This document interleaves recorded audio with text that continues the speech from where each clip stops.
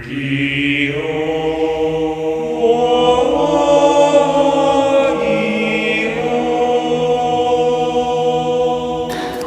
good morning YouTube. Today we are here with David at Fireheart Games and he has a new deck for us. What are we going to showcase for us today? Alright, we're showcasing the new Charmer structure deck, but, added a little spice to it. Alright, let's check it out. Okay, so first off, I'm playing Awake of Nefarious. This card is pretty good. I play one of because you don't really need multiple copies in it.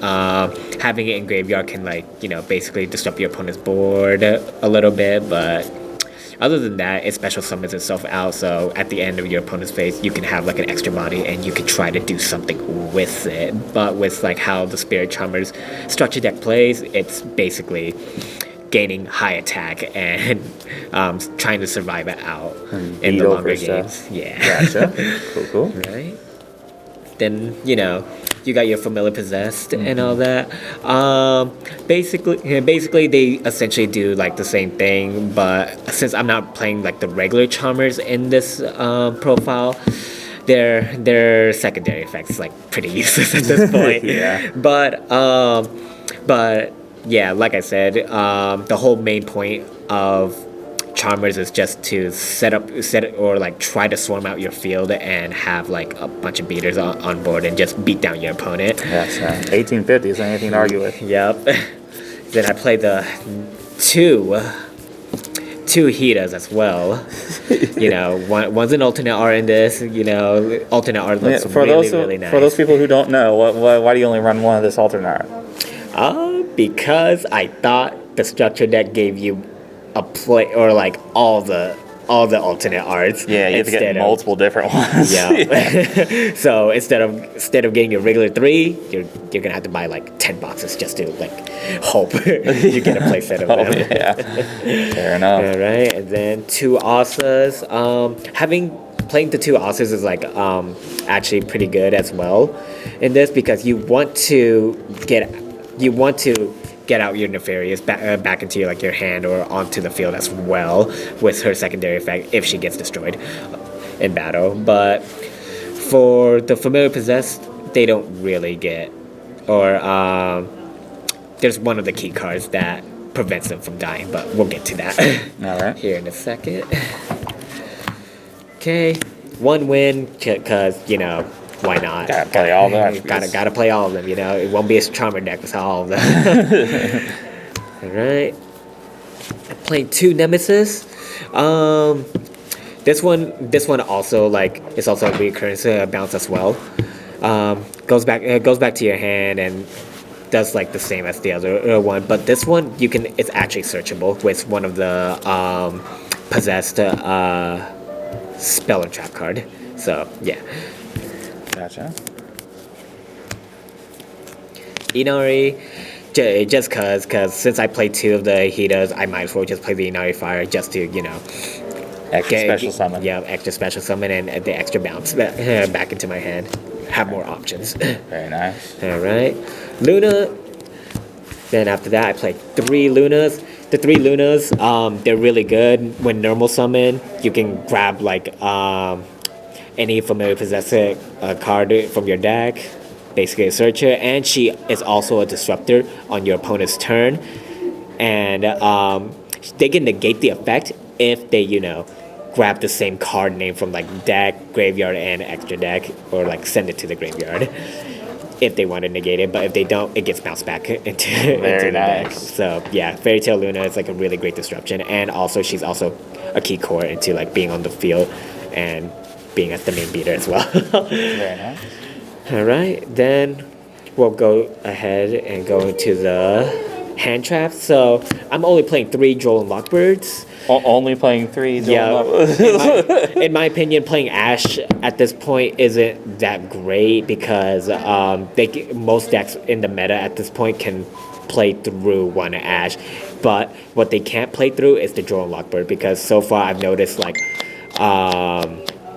a lot of decks that searches out and getting that recovery is really good for them. So setting them up on the Joel Lockbird shutdown is really, really good. Solid. It's also a spellcaster. Yep. Oh Also my a gosh! spellcaster. And you have the playset of the gold. You get the extra shine there. Very nice. Alright. Okay, next, I'm also playing triple Spirit Charmers. Oh my gosh. So what this card does is basically you discard one and then you grab two cards. They can either be a Familiar Possessed or Charmer card or a Spell Trap as well. So for this setup, I would usually grab or one of the Familiar Possessed and one of the traps, because the traps actually helps you out. One of them is like also a disruption if you have two spellcasters on board, or I think could be wrong. It could be two Familiar Possessed as well. But yeah, playing three of this is like really good. It's like an extra draw, and getting the one discard off of like the other Nefarious is also good. Having a graveyard is pretty good as well. That's awesome. Okay, next I play triple pot of extravagance. There's some budget options for this. Yeah, not much of a budget option. You guys can also play Upstart Goblin if you guys want to, but that's a one-of. But in my opinion, you guys don't have to play three pot of extravagances because the deck has a lot of draw power and a lot of searching as well. So playing the three pot extravagances, like I said, is not needed, but it's nice to have. It's nice to have, and you don't go into your extra deck that much. But how I play, kind of do a little bit just to finish off games. Fair enough. For the grind.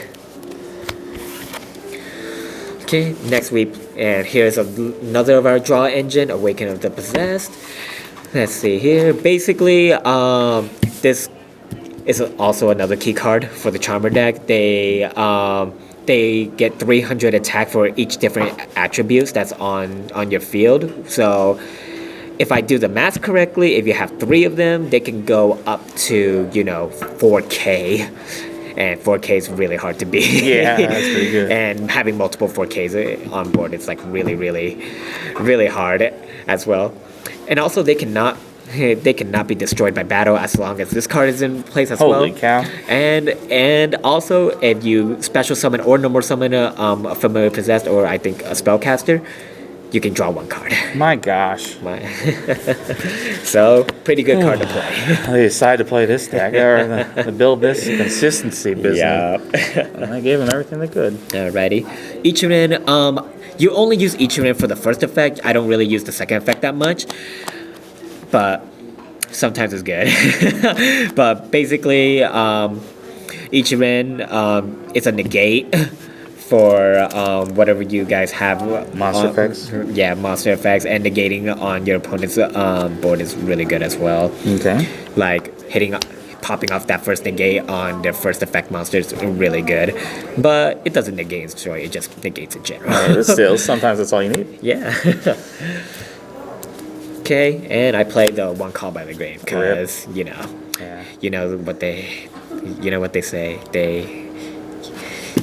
you can get hand trapped and cry about it, or have this in your hand, not cry. Fair enough. Well, the cross out them coming out, that'll be nice. Or Yep. the nobleman card, whatever it's called. Yup.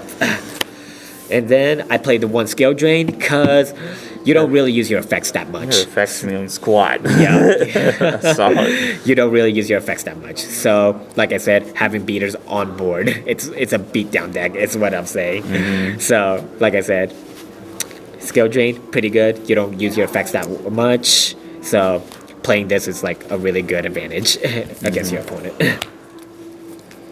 Play 2 Solemn Strikes. The strikes, how I'm playing this build, you're gonna interrupt your opponent really, really hard to the point where you say no to them and then they have to say yes to you. I like it. All right. So we got 2 strikes. And play the triple Solemn Judgments. Very nice. Right there. Like I said, playing no to them is a really key point into playing this. If you don't say no to them, they're gonna say no to you back, and you're just gonna sit there and cry and lose. Fair enough. then I play the triple crackdowns because, again, saying no to them and plus stealing their links is also really or I wouldn't say really crucial, but it's like gives you like the high advantage as well, because so that way you can go to your extra deck as well. But it depends what you steal from them and what you're up against as well. Essentially doing what the Charmers were originally designed to do, steal your opponent's monsters. Yep. Cool. Go to the traps of possessed partnerships. So basically, I would say it's another disruption and also like a bounce recovery as well, getting your monsters back. Reason why I only played 2 is because I feel like playing 3 it's not needed. Yeah, it's searchable too. It's also searchable as well, and you can also get it back from grave as well. Fair enough. So yeah. And then last but not least, the unpossessed cards. So this is also another card to beef up your monsters as well. They also like I said, they also give back your monsters from grave and from deck as well. Also searchable. And if this is like on the field, they cannot be or your familiar possessed or charmers cannot be destroyed by card effects as well. Okay. But yeah. Awesome. That's the main deck. Right. Double sleeved. This is how thick a double sleeved deck looks. 40 cards. So why did you choose not to run the Secret Village?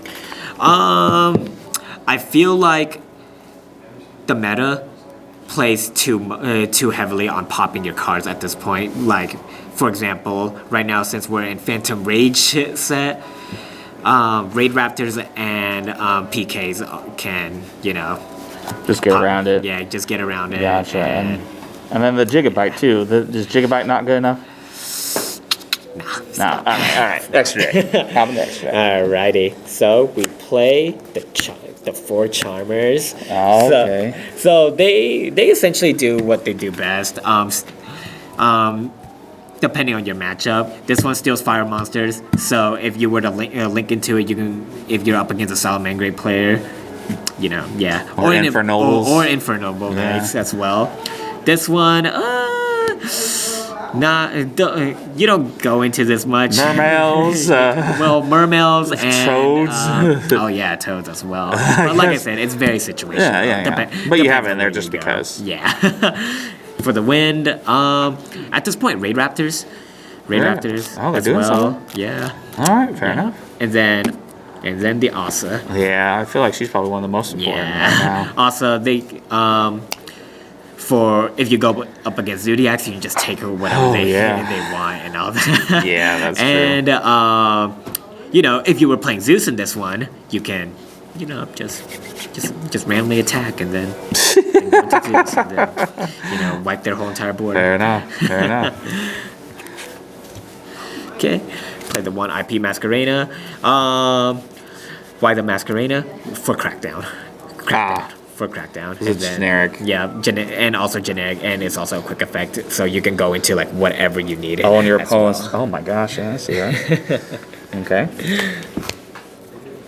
Then I played the little Nightmare package. So, so you can. This one's popping for monsters, this one's popping for spells, and then this one's just bouncing whatever back to the field as well. It's great with IP. Yep. Then I played the 1 Celine. The Celine's there just for looks at this point. You don't really go in. You don't really go into her that much. But if you do, she's also an 1850. Also a spellcaster. So holy cow, that works. Yep, and you that's can bring it synergy. back from the graveyard as well. So that's awesome. Actually, that's cool. All right, the 1 Boral Sword. Like I said, for the Masquerena and Crackdown. So. Yeah, and plus, who doesn't like double attack as well? Yeah. Gotta fear the Boral Sword. Yeah. Avramax, really hard to beat over with. Again, Crackdown tech. Tech. Yeah. And at this point, it's just more pot of extravagance fodder at this rate. Oh yeah, fair. All right, and then the 1 Boral Load. Because why not? Borlo never can steal, know, yeah. can steal their monster as You well. throw like an access code too instead if, Yeah, if but, you had one. If I had one. Well, If I had one. Try to make it as budget friendly. oh yeah, oh yeah. Abomination is really good if you go into him. It's a pop front on your opponent's side as well, and 3K. Cool, cool. All right, and then the Utopia package. Very nice. Yep. If you ran out of options, you can go into Utopia, then go into Utopia Lightning, and then Attack over anything. attack over anything. Essentially. And if you were going to game 3 and be that guy, Yeah, fair enough. yeah, be that guy and just go over. Cool, cool. All right. So, what do you think of this deck? I think I'll be really honest. I don't think it's that great, but it's a little deck that's like really fun. It can teach you the basics of Yu-Gi-Oh! At this point. It'll teach you learning about chaining, learning about like different card effects on what goes on about it. So it's kind of like part way between a star deck and a structure deck. Yeah. Cool. Well, thank you very much for showcasing this for us. All right. Anything else you want to say? Shout outs or anything? Shout out to Fireherd Games for giving us a place to play and all that. Yeah. And yeah, that's pretty much it. All right. Thank you.